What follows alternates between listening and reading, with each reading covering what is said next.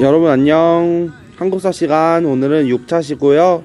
개화파의 형성이랑 개화 정책의 추진에 대해서 살펴볼 거야. 쌤이 의도해서 BGM까지 깔았네요.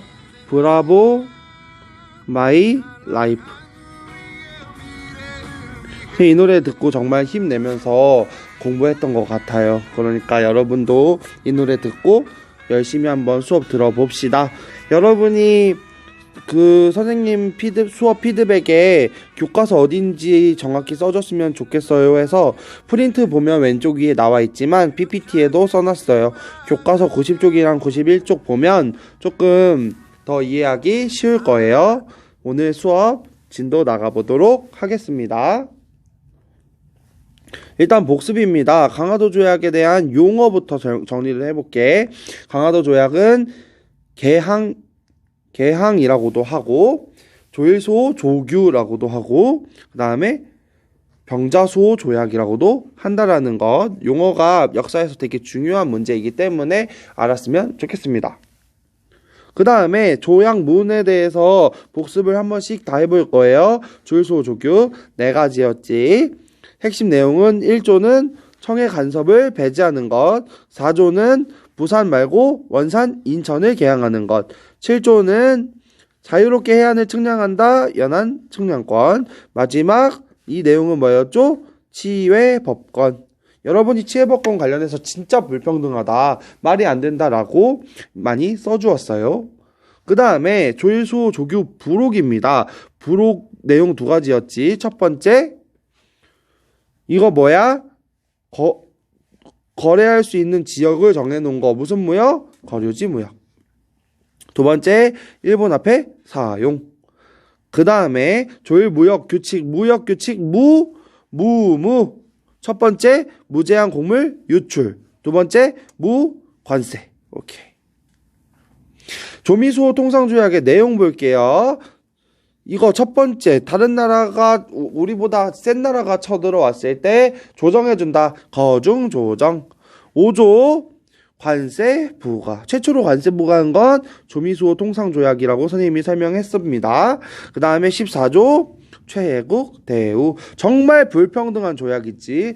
미국이 자기가 제일 먼저 체결했기 때문에 그 이후에 더 좋은 걸 주면 자기들도 가져간다라는 논리인데 말도 안 되는 논리였습니다. 그 다음에 조미수호 통상조약을 체결하게 된 이유로는 황준원이 쓴 조선 책략인데요. 핵심 내용은 친중국, 결일본, 연미국. 왜? 뭐 하기 위해서? 러시아를 막기 위해서. 뭐 한다고? 러시아 막으려고 뭐 한다고? 친중국, 결일본, 연미국. 핵심 내용 암기해야 합니다. 이번 시간은 복습이 길었어요. 왜냐면 수업 내용이 조금 비교적 짧거든. 그래서 한번 살펴볼게요. 개화파가 형성되다. 봅시다. 개화파. 그럼 개화라는 말이 뭔 소린지 알아야겠네. 개화라는 말은 개화파 중에 개화라는 말은 개화 열리게 되는 거야. 이게 열 개자고 될 화자거든. 열리게 되는 거야. Be enlightened. enlight. light가 있지. 아주 깜깜한 어둠이라고 생각해 보세요, 여러분. 깜깜한 어둠 속에서 빛이 촥 있으면 어때? 굉장히 한순간에 팍 밝아지지. enlight라는 것은 여기 EN은 또 영어 시간 뭐뭐 하게 하다라는 의미를 가지고 있어. 그러니까 light은 그러니까 빛을 들어오게 하는 거야. 그러니까 enlightened는 BPP 수동태지. BPP. 그러니까 어떻게 하는 거야? 개몽하게 하는 거야. light. 아주 머릿속에서 아주 아무것도 모르는 깜깜한 세계에서 빛을 주면서 환하게 비추는 것. 그것을 개화라고 표현했어. 그러니까 이 동양에서는 개화라고 표현하고 서양에서는 be enlightened라고 표현한다는 것은 알았으면 좋겠어. 그럼 도대체 개화란 무엇이냐?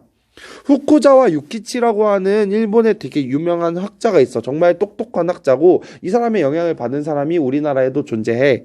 이 후쿠자와 유키치라는 사람이 문명 개화론이라는 책에서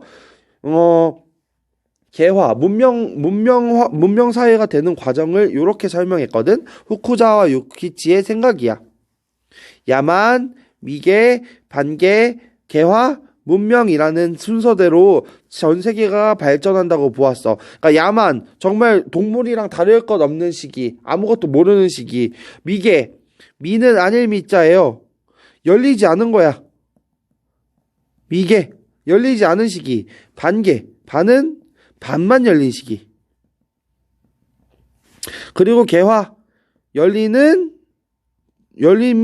되고 있는 것. 그리고 정말 서양처럼 잘 나가는 문명의 시기.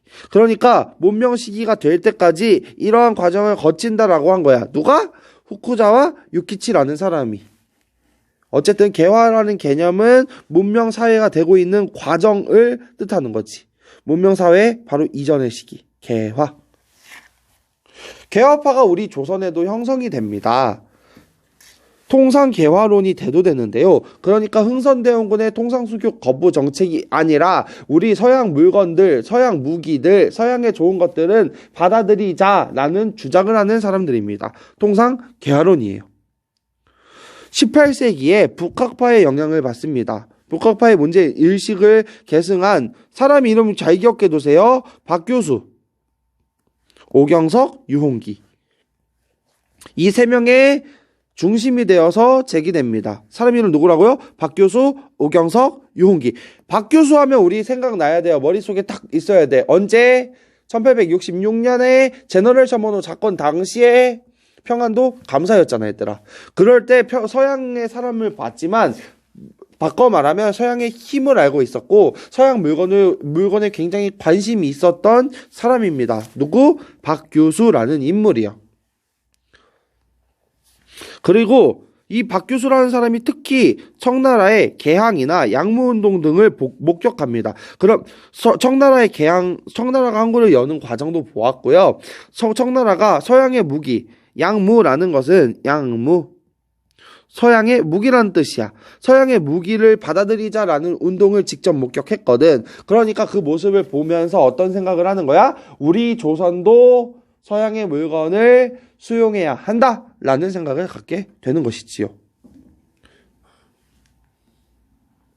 그러면서 조선이 나아가야 할 방향을 고민해 보는 겁니다. 누가? 이 통상개화론, 개화파들이. 우리 이렇게 흥선대원군이 쇄국정책, 통상수교 거부정책을 하는데 과연 이것이 옳은 것인가? 이것이 조선이 나아가야 할 방향이 맞는 것인가? 라는 고민을 하게 된다고. 보면 다음에 그러면 이 개화파들이 뭘 가져오냐면 청나라에서 해국도지나 영환지략이라는 책을 가져오면서 세계에 대한 이해를 높입니다. 세계에 대한 이해, 세계. 이제 동아시아뿐만 아니라 조선을 비롯해서 청나라, 조선 그리고 일본까지 이 동아시아를 뛰어넘는 전 세계에 대해서 살펴보는 거지. 전 세계에 대해서. 해국도지와 영환지략은 지리지입니다. 지리서. 뭔 소리냐면 어디에 가면 어느 나라가 있고 이 나라는 어떤 사람들이 살고 있고 인구는 어느 정도 되면서 어떤 문화가 있고 어떠한 새로운 문물이 있는지를 소개하는 책이야. 그 책의 이름이 뭐라고? 해국도지 영환지략이요. 서양의 우수한 기술을 수용하자라는 주장이겠지요. 그러면 이거는 뭐냐면 기존 중국 중심의 질서에서 벗어나서 서양의 제도와 과학기술을 수용해서 부국강병을 이루자라는 주장입니다. 기존 중국 질서를 벗어나자는 거지. 뭐냐면 이렇게 지금 또 선생님이 구글 지도를 가져왔지만 지금은 전 세계가 어떻게 생겼는지 알지만 그때 당시에는 1860년대 당시에는 전 세계 중심의 나라는 중국입니다. 청나라라고요. 중국이라고 했다고. 중국. 세상의 중심이라는 거 아니야. 중국. 가운데 있는 나라. 근데 세계 지도를 선생님이 싹 그려볼게요. 선생님 세계 지도를 좀 그리거든. 세계 지도를 싹 그려보겠습니다.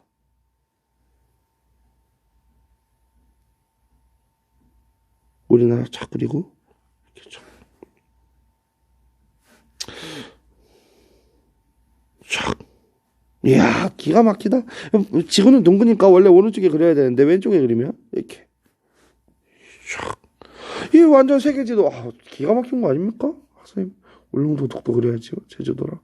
네.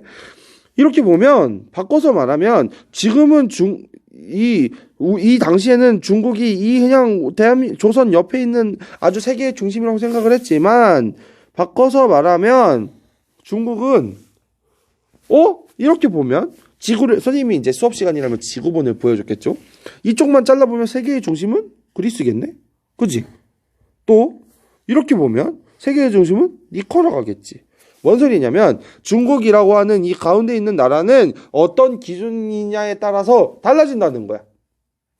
세계의 중심이 청나라가 아니란 얘기야. 중국이 아니란 얘기야. 그런 생각을 계속해서 갖게 되는 거야. 왜냐면 세계 지도를 보고 세계의 짱이 중국인 줄 알았더니 중국이 서양 오랑캐한테 탈탈 털리는 모습을 보았거든. 그러니까 세계의 중심은 중국이 아니네. 지금 대세는 중국이 아니네 라는 생각을 갖게 되는 거지. 누가? 개화파들이. 통상 개화론자들이 말이야. 그래서 개화파가 이렇게 형성됩니다. 개화파는 교과서에서는 이렇게 표현합니다. 북학파. 그 실학에서 중농학파랑 중상학파가 있는데 중상학파, 북학파. 이 청나라를 배워야 한다라고 하는 사람들이 있었습니다. 홍, 박 이렇게 외웠으면 됐는데 홍대용, 박지원, 박제가의 영향을 받은 사람들이야. 그리고 청나라의 중체서용론이나 일본의 문명개화론의 영향을 받아서 통상개화론, 통상개국론이 박교수, 오경석, 유홍기라는 사람이 있었고 이 사람들은 나중에 이 개화 세력을 형성하게 된다고. 교과서를 보면 다 이렇게 사람 이름만 조금 더 모양만 다르지 내용은 똑같습니다. 개화파가 이렇게 형성되었다고 보는 거야. 알겠니? 그러면 이러한 주장이 막 받아들이면서 개화 정책이 추진됩니다. 선생님이 저번 시간에 이야기했어요. 1863년부터 1873년까지는 누가 정치를 했지요? 네, 누가요? 흥선이요. 그리고 1873년부터 직접 누가 정치하냐면 고종이 정치를 직접 실시합니다. 그러면 이 고종은 아버지의 통상수교 거부 정책을 똑같이 실시할 수 있을까? 아니라고 이야기했지요. 저번 시간에 설명 기억은 나나요? 이 고종이라는 사람은 아버지 흥선의 정책을 똑같이 따라할 수가 없다고. 그러니까 고종은 통상수교 거부 정책 절대 안 된다가 아니라 서양의 문물을 수용하자라는 생각을 가지면서 개화 정책을 추진해 나간다고. 됐니? 강화도 조약 체결 이후 수신사를 보냅니다. 어디에 보내냐면요. 어디로 보내냐면 일본으로 보내요. 근데 여기서 헷갈리는 친구들 많아요. 통신사는 아닙니다. 수신사랑 통신사의 차이를 한번 살펴볼게요. 수신사랑 통신사의 차이는 통신사는 보내주는 거야. 그러니까 조선이 엄청 좋은 나라고 엄청 문명 있고 미개한 일본인들한테 통신해주는 거야. 조선이 위에 있고 위에 있는 입장에서 일본한테 전해주는 거야. 전달. 이게 통신사야. 수신사는 우리가 조선이 아주 낮은 단계이고 선진화된 일본한테 배우러 가는 거야. 이게 수신사. 그러니까 통신사랑은 조금 다릅니다. 시험 문제에 바꿔서 잘 나와요. 같은 신사이기 때문에. 개화 업무를 총괄하는 기구를 만들어요. 이 기구가 이름이 익숙하지 않지만 다 같이 따라하면서 외워봅시다. 통리기무아문. 다시 뭐라고요? 통리기무아문. 통리기무아문. 통리기무아문. 거느린다는 거예요. 여러 가지 일들을 거느리는 관청이라는 뜻입니다. 통리기무아문을 설치해서 개화 업무를 총괄합니다. 그 다음 개화 정책의 내용이에요. 별기군을 창설하고 기존의 군대가 5군형이었는데 2형으로 축소합니다. 그리고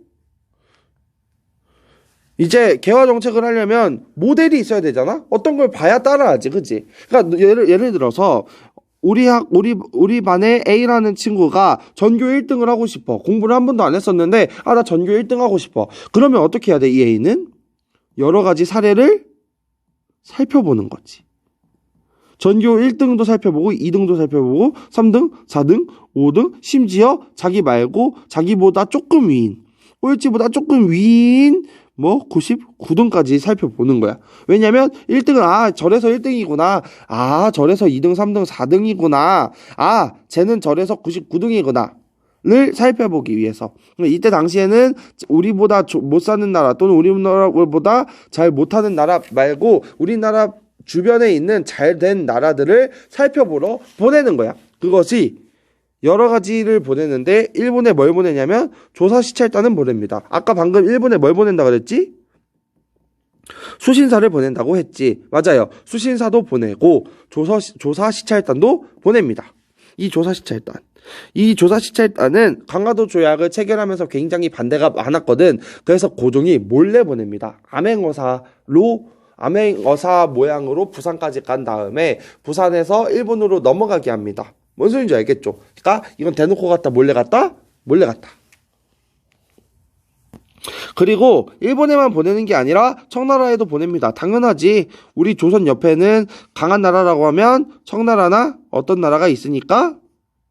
일본이 있으니까.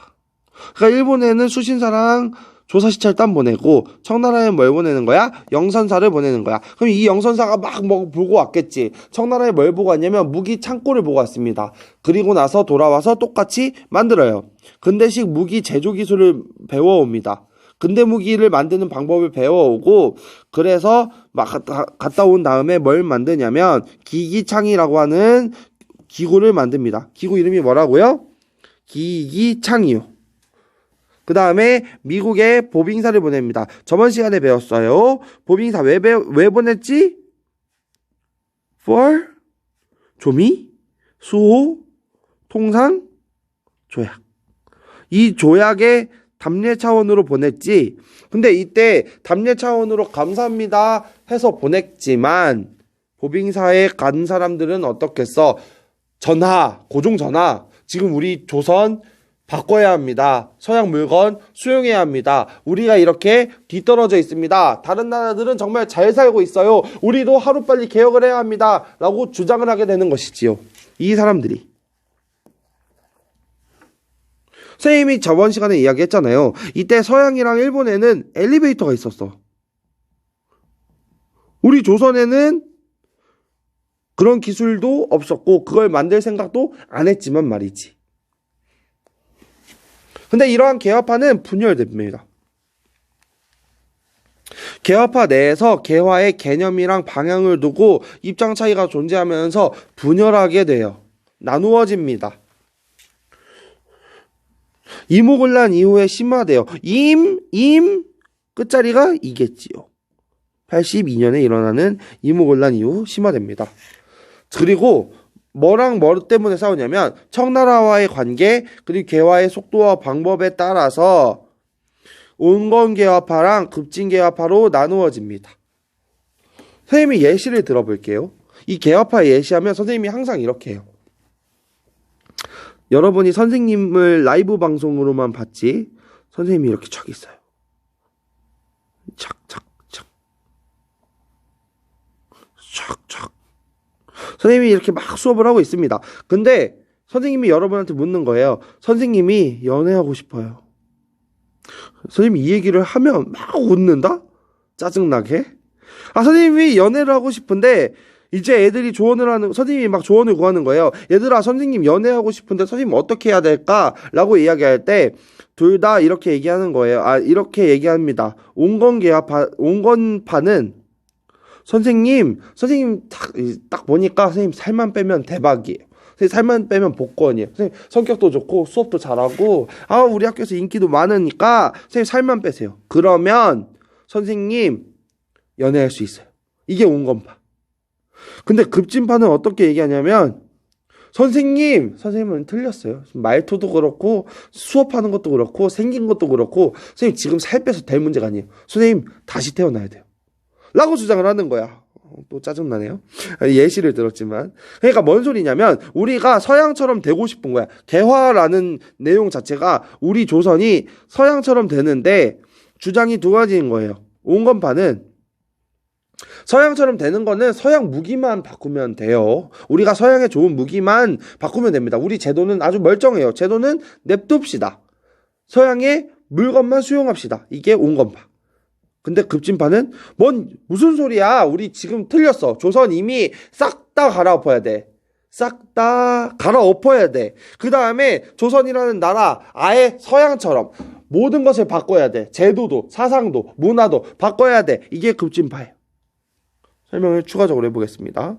연애 얘기 생각하면 참 좋아요. 온건개혁파, 개혁 모델, 방법, 방향, 인물이 다릅니다. 이거 시험 문제 내기 굉장히 편하겠지 얘들아. 꼭 외워야 합니다.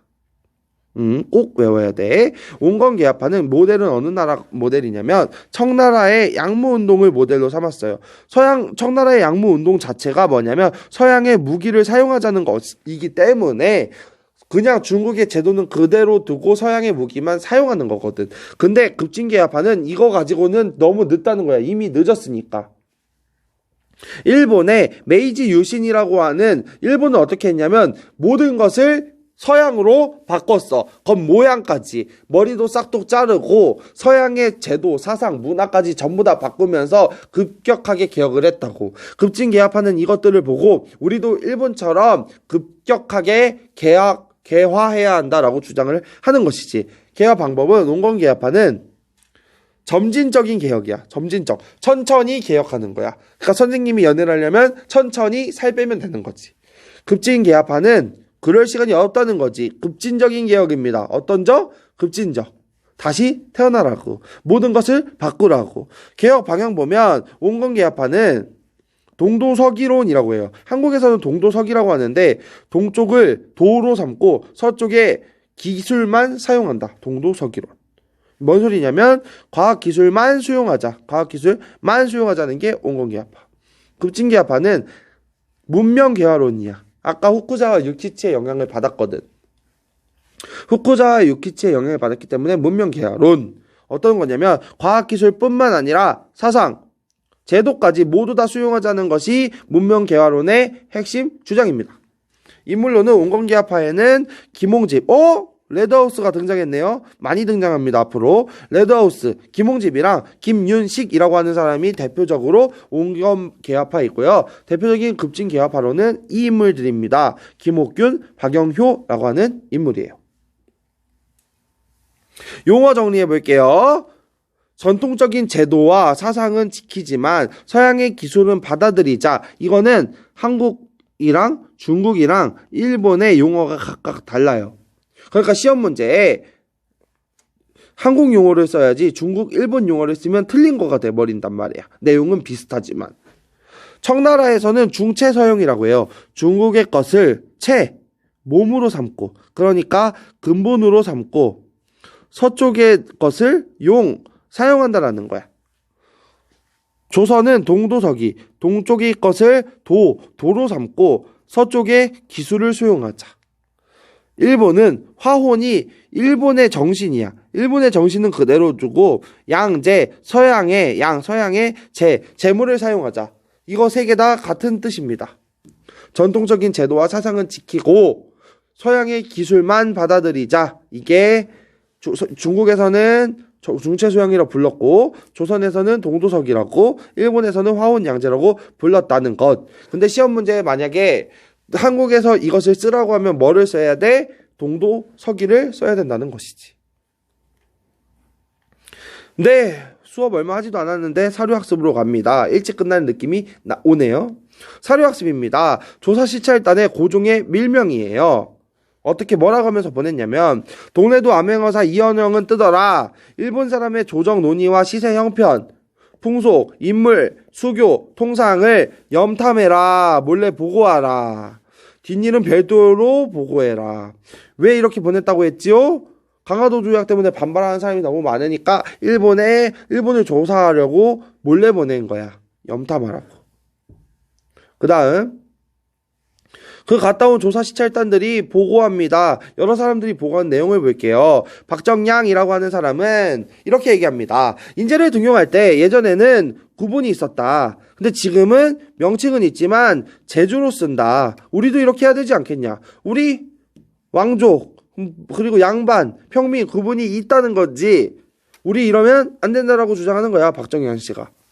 이현영은 뭐라고 하냐? 방청소에 갔더니 남녀가 함께 모여 있고 증기를 이용해서 소물을 실로 뽑아서 얼마나 빠른지 모르겠다. 지금 일본이 이렇게 개혁하고 있다라고 주장을 하는 것이고, 마지막 홍영식이라고 하는 사람은 뭐라고 얘기했나 봅시다. 고종이 물었더니 뭐라고 하냐면, 일본의 제도가 장대하지만 쌓여서 이루어진 것이다. 군정이 강하다. 밤낮을 가리지 않고 부지런히 마음을 모아서 이룩한 거다. 우리도 마음을 모아야 한다. 우리도 저렇게 해야 된다라고 주장하는 것이지. 누가? 조사 시찰단들이. 조사 시찰단 어디로 갔지요? 일본으로 갔지요. 고종이 정한 개화의 방향입니다. 고종은 개화의 방향을 어떻게 정했나 봅시다. 사료를 통해 볼게요. 그들의 종교는 사교이다. 사악한 종교이다. 그래서 마땅히 음탕한 음악이나 미색처럼 멀리 여겨야 한다. 그러니까 서양의 제도 사상은 어떻다는 거야? 제도나 사상은 어떻게 하고 싶다는 거야? 수용하지 않겠다라는 거야. 하지만 그들의 기계는 이롭대. 뭐가 이롭냐? 농기구, 의약, 병기, 배, 수레는 굉장히 좋다는 거야. 뭔 소리야? 서양의 물건은 어떻게 하는 거야? 수용하고 싶다는 것이지. 그들의 종교는 배척하고 기계를 본받는 것은 병행하여도 사리에 어그러지지 않는다. 뭔 소리냐? 네 글자로 줄이면 조선에서 뭐라고 한다? 동도 서기. 동양의 것은 도로 삼고 서양의 기구는 수용하자라는 것이지.